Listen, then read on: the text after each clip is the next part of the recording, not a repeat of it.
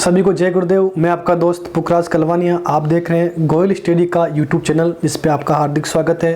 दोस्तों, आज मैं आपके लिए एक नया टॉपिक लेकर आया हूं और वो होगा अपना राजस्थान की भौगोलिक शब्दावलियाँ। ये अपना चौथा टॉपिक रहेगा। पहले हम राजस्थान का परिचय, उसके बाद में वर्तमान स्वरूप और उसके बाद में संभागीय व्यवस्था, और आज चौथा टॉपिक अपना है और वो है राजस्थान की भौगोलिक शब्दावलियाँ।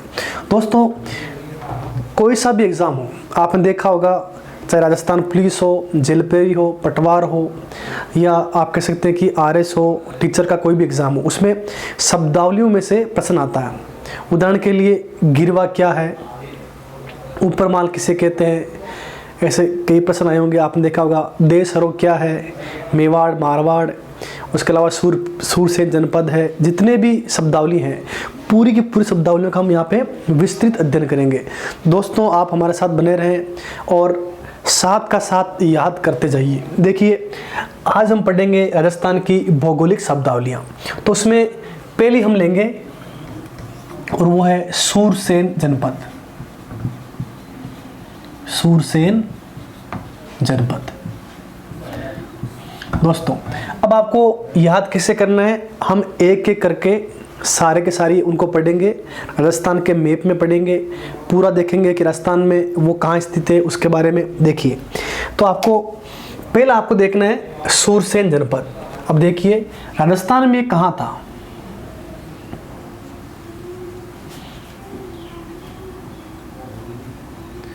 देखिए, ये अपना राजस्थान है। राजस्थान में अगर आपसे पूछे कि सूरसेन जनपद है, उसकी स्थिति कहाँ थी, तो आपको बताना है एक काल था महाभारत काल। तो महाभारत काल में जो सूरसेन जनपद था, देखिए यहाँ पर वर्तमान का उत्तर प्रदेश जो राज्य है, उसमें यहाँ पे एक स्थान पड़ता है और वो है मथुरा। ठीक है। और आपको ध्यान रखना है कि ये वाला क्षेत्र राजस्थान में भी इसका कुछ भाग था, वो आपको देखना है। तो आपको बताना है कि सूरसेन जनपद है, वर्तमान के भारत में दो राज्य उत्तर प्रदेश व राजस्थान में स्थित था। अब आपको देखना है कि ये सूरसेन जनपद है। सूरसेन जनपद की जो राजधानी थी वो कौन सी थी? मथुरा। तो आपको याद कर लेना है राजधानी। यहाँ से प्रश्न बनेगा। अगर आपसे पूछे कि सूरसेन जनपद है, इसकी राजधानी कौन सी है, तो आपको बताना है मथुरा। सूरसेन जनपद है, वो कितने राज्यों में है, तो आपको बताना है एक तो उत्तर प्रदेश है और एक कौन सा है अपना राजस्थान। दोस्तों, पेपर में ऐसा आ सकता है कि जो राजस्थान है, राजस्थान के कौन कौन से जिले सूरसेन जनपद में आते थे। तो यहाँ से आपको याद करना है कि मुख्यतः राजस्थान के दो जिले,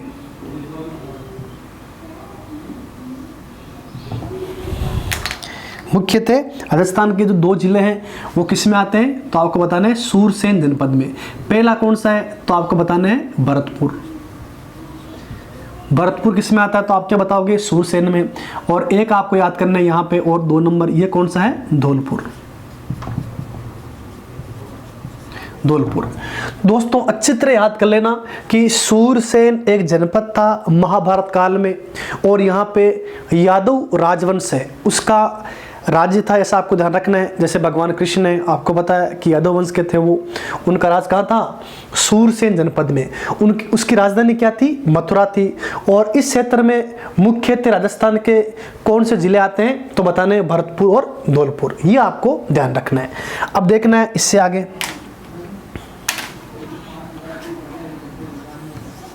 अगली शब्दावली है और वो है सीवी जनपद। सीवी जनपद, ये आपको देखना है। ठीक है। तो अब आपको याद करना है कि सीवी जनपद है वो राजस्थान में कहाँ था। ठीक है। इसकी राजधानी क्या थी, यहाँ से आपको याद करना है। दोस्तों, आपको ध्यान रखना है कि यहाँ पर एक वर्तमान में जिला है और इसका नाम है चित्तौड़गढ़। चित्तौड़गढ़। ठीक है। तो आपको पता है कि यहाँ पर एक जिला है, इसका नाम क्या है? चित्तौड़गढ़ है। और चित्तौड़गढ़ में एक स्थान है और इसका नाम है नगरी। ये आपको याद करना है। दोस्तों आपको ध्यान रखना है कि सीवी जनपद है वो कहाँ स्थित था, तो बताना है आपको कि चित्तौड़गढ़ जिला है वहाँ पर सीवी जनपद था, ये आपको रखना है। और सीवी जनपद है, इसकी राजधानी क्या थी, तो आपको ध्यान रखना है इसका नाम था माध्यमिका। माध्यमिका। और माध्यमिका को वर्तमान में क्या कहते हैं, नगरी कहते हैं। तो दोस्तों आपको ध्यान रखना है यहाँ पर एक जिला है चित्तौड़गढ़ और यहाँ पे एक जनपद था, उसका नाम क्या था, सीवी जनपद। सीवी जनपद है, इसकी राजधानी कौन सी थी, तो आप बताओगे माध्यमिका। ये क्या है, राजधानी। ये आपको ध्यान रखना है। और माध्यमिका क्या है, राजधानी है। इसका वर्तमान नाम क्या है माध्यमिका का, तो आपको बताना है नगरी। नगरी वर्तमान में कहाँ पड़ता है, चित्तौड़गढ़ में। तो एक प्रश्न बन गया है कि सीवी जनपद राजस्थान के किस जिले में था, तो दोस्तों आपका जवाब होना चाहिए चित्तौड़गढ़ जिले में। इसकी राजधानी कौन सी थी, तो आपको बताना है माध्यमिका। माध्यमिका का वर्तमान नाम क्या है, नगरी। ये आपको ध्यान रखना है। तो अपनी 2 शब्दावली हो चुकी है दोस्तों। अब आपको देखना है तीसरी, और तीसरी शब्दावली होगी वो है मेवाड़।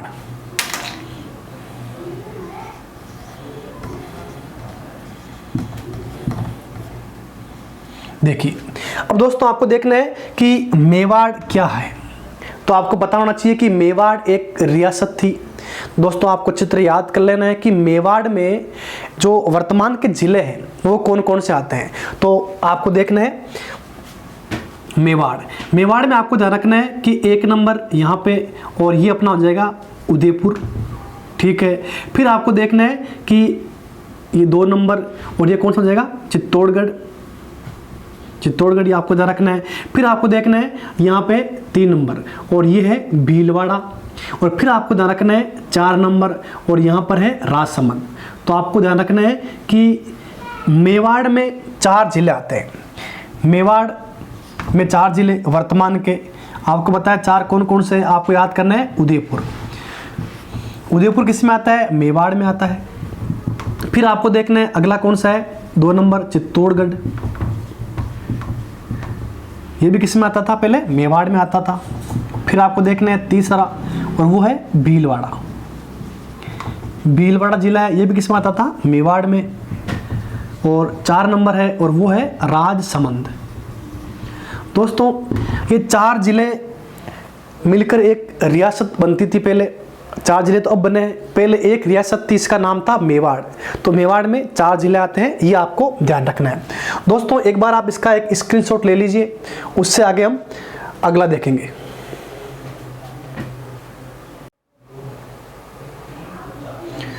दोस्तों आपने स्क्रीनशॉट ले लिया होगा। तो हमने केवल 3 शब्दावली देखी है, और आपको ध्यान रखना है कि सूरसेन जहाँ पे भरतपुर और धौलपुर है। सीवी जनपद में आपको ध्यान रखना है केवल चित्तौड़गढ़ है। और मेवाड़ में आपको ध्यान रखना है कि 4 जिले आते हैं मेवाड़ में, उदयपुर आता है, चित्तौड़गढ़ आता है, भीलवाड़ा और राजसमंद। अब देखते हैं इससे आगे।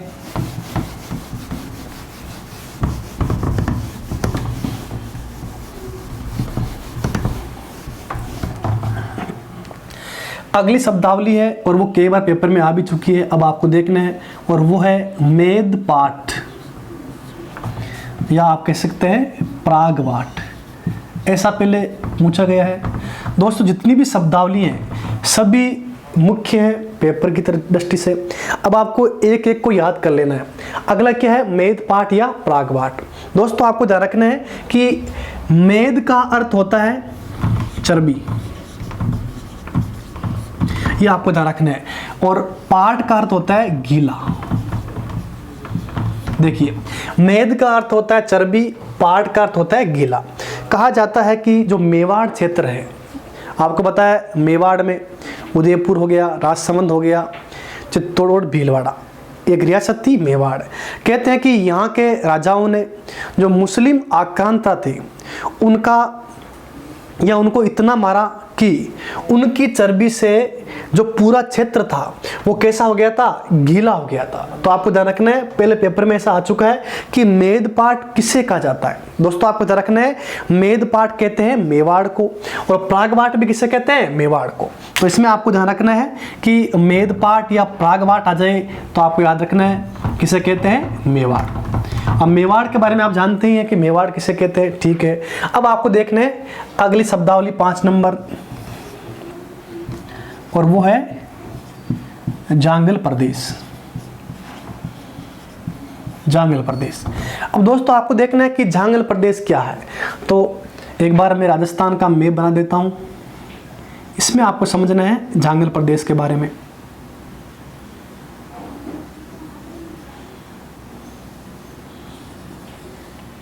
देखिए ये अपना राजस्थान का मैप है और इसमें जांगल प्रदेश कहाँ था वो आपको देखना है। देखिए कि यहाँ पे पड़ता है बीकानेर, यहाँ पर है बीकानेर, और इसी के पास यहाँ पर है नागौर। आपको बताना है कि वर्तमान का बीकानेर और नागौर का क्षेत्र, ये वाला भाग, इसे महाजनपद काल में आप कह सकते हैं कि जब महाभारत काल था उस समय इस क्षेत्र को कहते थे जांगल प्रदेश। तो आपको ध्यान रखना है कि जांगल प्रदेश महाभारत काल में एक जनपद था और वो कहाँ स्थित था, वर्तमान राजस्थान में। तो आपको बताना है बीकानेर व नागौर में। अब आपको ध्यान रखना है कि जांगल प्रदेश है, इसकी राजधानी क्या थी, तो आपको बताना है अहि छत्रपुर। अहि छत्रपुर। और आपको पता है कि अहि छत्रपुर किसका प्राचीन नाम है, तो आपको बताना है नागौर का। तो दोस्तों आपको ध्यान रखना है कि ये एक प्रदेश है और इसका नाम क्या है, तो आप बताओगे जांगल प्रदेश।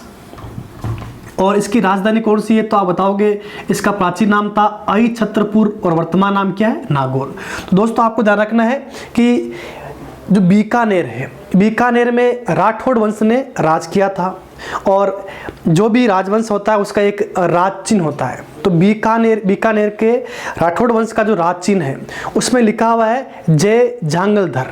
तो आपको ध्यान रखना है वो जांगलधर कहाँ से आया था, जांगल प्रदेश से। और आपको पता है एक राजा हुआ था करण सिंह, उसको आपको पता है उसकी एक उपाधि भी थी जांगलधर बादशाह, उसका नाम था करण सिंह। तो आपको ध्यान रखना है कि बीकानेर और नागौर का कुछ भाग है वो किस में आता था, जांगल प्रदेश में। और जांगल प्रदेश की राजधानी क्या थी, तो आप बताओगे अहि छत्रपुर, और इसका वर्तमान नाम क्या है, नागौर। ये आपको ध्यान रखना है दोस्तों। इसका आप एक स्क्रीनशॉट ले लीजिए। तो दोस्तों आपने स्क्रीनशॉट ले लिया होगा। अब हम देखते हैं नेक्स्ट शब्दावली।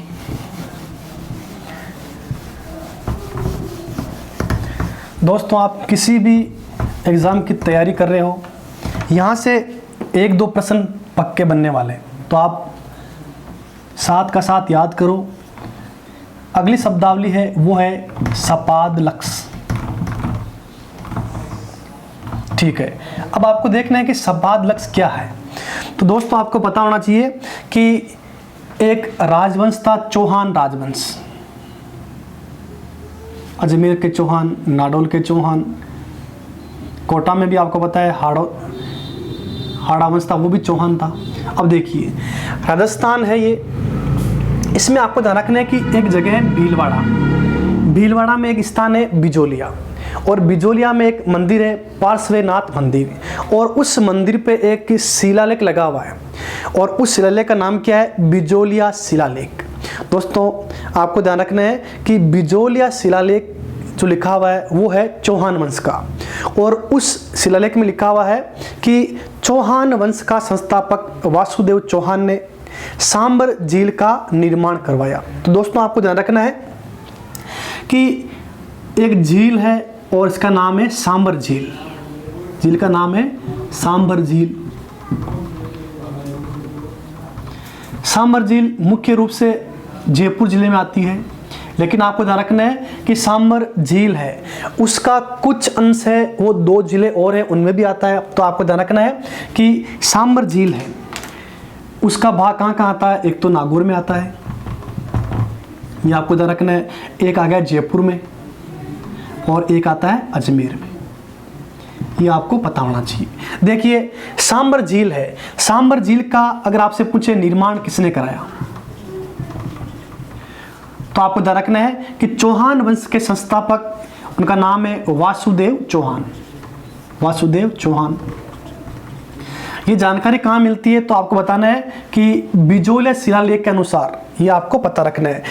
चौहान वंश के संस्थापक वासुदेव चौहान ने जो सांबर झील है इसका निर्माण कराया था। और दोस्तों आपको ध्यान रखना है कि सांबर झील के चारों ओर 1.25 लाख गांव थे। कितने थे? 1.25 लाख गांव। और ये 1.25 लाख गांव है, इन्हें क्या कहते हैं? सपादलक्ष। अगर एग्जाम में आए कि सपादलक्ष क्या है तो आपका उत्तर ये होना चाहिए कि सपादलक्ष 1.25 लाख गांवों का समूह है। ये 1.25 लाख गांव कहाँ है, कहाँ थे, पहले ये आपको ध्यान रखना है। तो आपको बताना है कि वासुदेव चौहान था, उसने एक झील का निर्माण किया था, उसका नाम है सांबर झील, ठीक है। और उस सांबर झील के चारों ओर 1.25 लाख गांव थे और उसे क्या कहते थे? सपादलक्ष। ये आपको ध्यान रखना है। और सपादलक्ष है, इसकी जो राजधानी वो आपको याद करनी है और उसका नाम है अहि छत्रपुर। अहि छत्रपुर। और आपको पता है अहि छत्रपुर नागौर का क्या नाम है? प्राचीन नाम है। दोस्तों हमने पहले पढ़ा था जांगल प्रदेश, उसकी भी राजधानी क्या थी? अहि छत्रपुर। लेकिन मैंने आपको बताया था वो बात थी, आप कह सकते हैं कि महाभारत काल की बात है और ये उसके बाद की बात है। तो आपको ध्यान रखना है कि सपादलक्ष है, इसकी राजधानी कौन सी है? अहि छत्रपुर। जो वर्तमान में इसका नाम क्या है? नागौर है। यह आपको ध्यान रखना है। 1.25 लाख गांवों का समूह है और वो क्या है? सपादलक्ष। ये समूह कहाँ बना हुआ है? सांबर झील है उसके चारों ओर। ये आपको ध्यान रखना है। सांबर झील का निर्माण किसने कराया था? वासुदेव चौहान ने। यहां तक आपको ध्यान रखना है। अब दोस्तों आपको देखना है अगली शब्दावली 7 नंबर और वो है गुर्जरात्रा। देखिए कि गुर्जरात्रा क्या है। दोस्तों आपको देखना है गुजरातरा के बारे में। देखिए एक रियासत थी मारवाड़ और आपको पता है कि मारवाड़ की जो राजधानी है वो आपको ध्यान रखना है अलग अलग बनी थी पहले, आपको पता है। लेकिन आपको मुख्य रूप से ध्यान रखना है कि मुख्य यहाँ पे था जोधपुर। क्या है? जोधपुर, ठीक है। आपको पता है कि जोधपुर के दक्षिण में एक जगह है, इसका नाम है मंडोर। देखिए ये है मंडोर, ठीक है। लेकिन ये ऊपर वाला भाग है ये मुख्य स्थान है और ये कौन सा है? जोधपुर शहर है। ये आपको ध्यान रखना है। देखिए कि जोधपुर के दक्षिण में मंडोर था और मंडोर है, मंडोर को प्राचीन काल में क्या कहते थे? तो आप क्या बताओगे? गुर्जरात्रा। ये आपको ध्यान रखना है। आप क्या बताओगे कि जोधपुर है, जोधपुर से पहले मंडोर था, आपको पता है। तो मंडोर को क्या कहते थे? गुर्जरात्रा। ये आपको ध्यान रखना है। अब देखिए गुर्जरात्रा है, यहां पर राज किया था प्रतिहारों ने। किसने किया था? प्रतिहारों ने। तो उनका नाम क्या हो गया? गुर्जर प्रतिहार। जब हम इतिहास पढ़ते हैं तो उसमें आते हैं गुर्जर प्रतिहार। तो आपको ध्यान रखना है कि गुजरातरा कहां पर था? तो बताने आपको जोधपुर के दक्षिण में जो मंडोर क्षेत्र है उसे क्या कहते थे? गुजरातरा। ये आपको ध्यान रखना है। अगला आपको देखना है अगली शब्दावली। पहले आप इसका एक स्क्रीनशॉट ले लीजिए, फिर हम पूरा देखेंगे।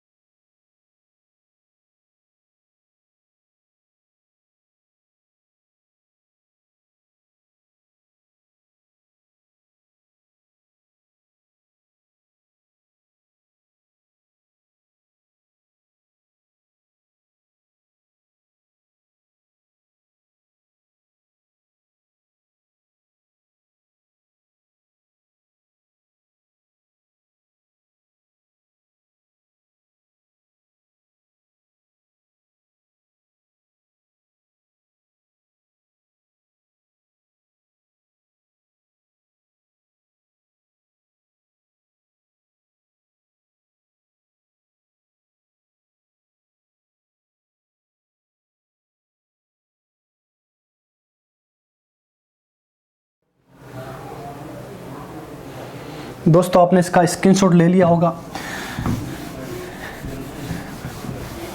देखिए अब आपको देखना है नेक्स्ट शब्दावली कौन सी है। देखिए अगली है 8 नंबर और वो अपनी है मत्स्य प्रदेश। दोस्तों आपको देखना है कि मत्स्य प्रदेश है वो कहाँ था, ठीक है, और यहाँ से कैसे प्रश्न बन सकते हैं। तो आपको याद करना है मत्स्य प्रदेश के बारे में।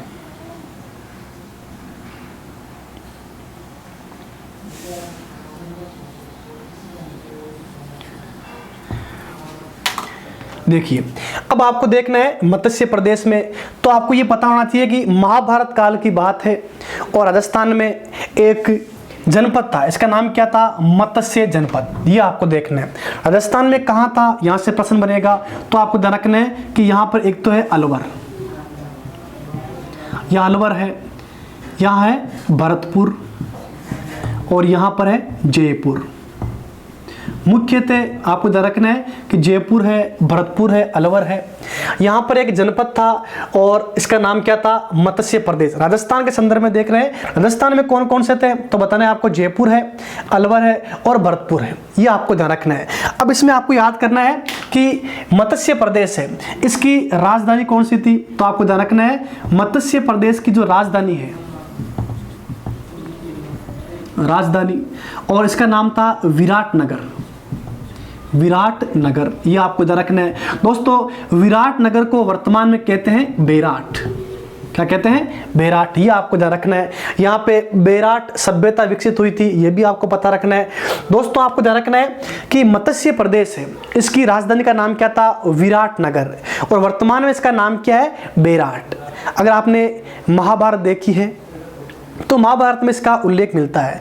दोस्तों जब पांडवों को 12 वर्ष का वनवास और 1 वर्ष का अज्ञातवास हो गया था, तो आपको ध्यान रखना है जब 13वां वर्ष हुआ था और वो था अज्ञातवास, तो पांडवों ने अज्ञातवास कहाँ बिताया था, तो वो विराटनगर था। ये आपको ध्यान रखना है, ठीक है। विराट का नाम क्या है, बेराट वर्तमान में। दोस्तों कहा जाता है कि जो अभिमन्यु था, अर्जुन है, अर्जुन का बेटा कौन था, अभिमन्यु। अभिमन्यु की शादी कहाँ हुई थी, तो आपको पता है विराटनगर में।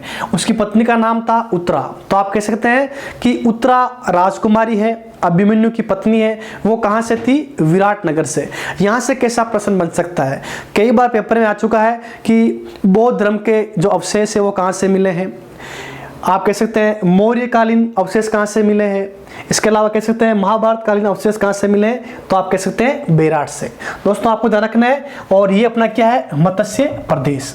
अब आपको देखना है इससे अगली शब्दावली, और ये है मालव क्षेत्र।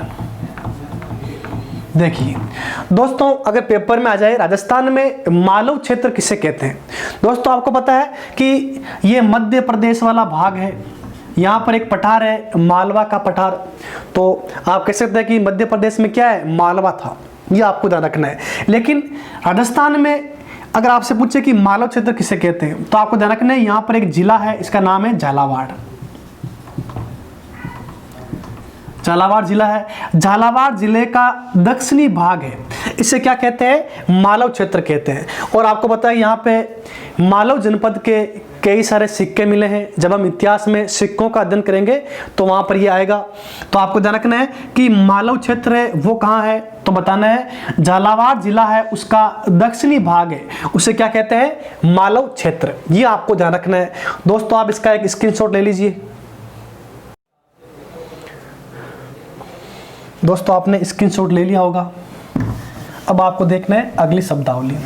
दोस्तों हम एक एक शब्दावली को आराम से देख रहे हैं, आपको साथ में साथ याद करते जाना है, ठीक है। अब आपको देखना है नेक्स्ट शब्दावली है, ठीक है, और वो है अर्बुद प्रदेश। अर्बुद प्रदेश। अब आपको देखना है कि अर्बुद प्रदेश कहाँ था, ये क्या है। अब आपको देखना है राजस्थान के मैप में,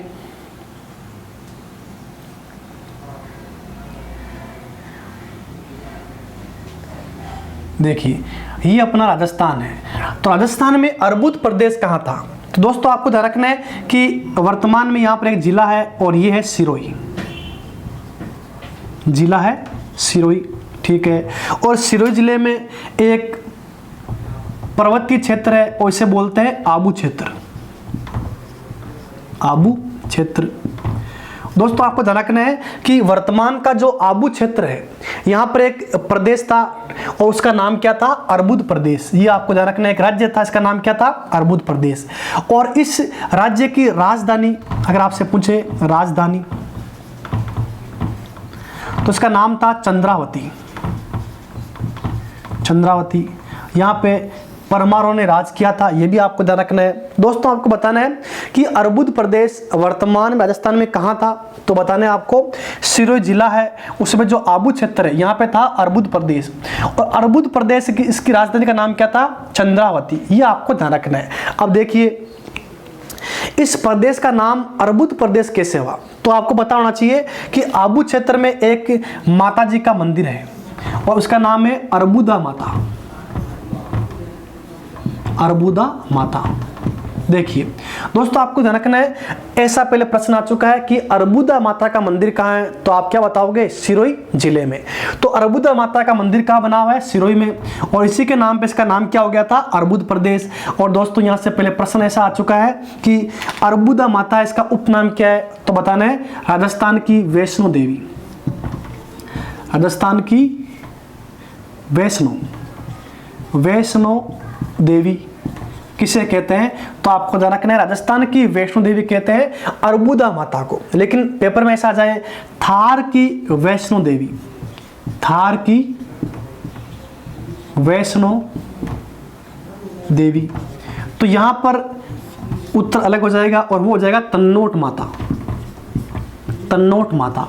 दोस्तों आपको ध्यान रखना है राजस्थान की वैष्णो देवी किसे कहते हैं, अर्बुदा माता को, और ये कहां पर है, तो बताना है आपको सिरोही जिले में। लेकिन थार की वैष्णो देवी किसे कहते हैं, और वो है तन्नोट माता, और ये कहां पर है, तो बताओगे आप जैसलमेर में। क्या बताओगे, जैसलमेर में। इसे युद्ध वाली देवी भी कहते हैं, रुमाल की देवी भी कहते हैं, ये आपको ध्यान रखना है।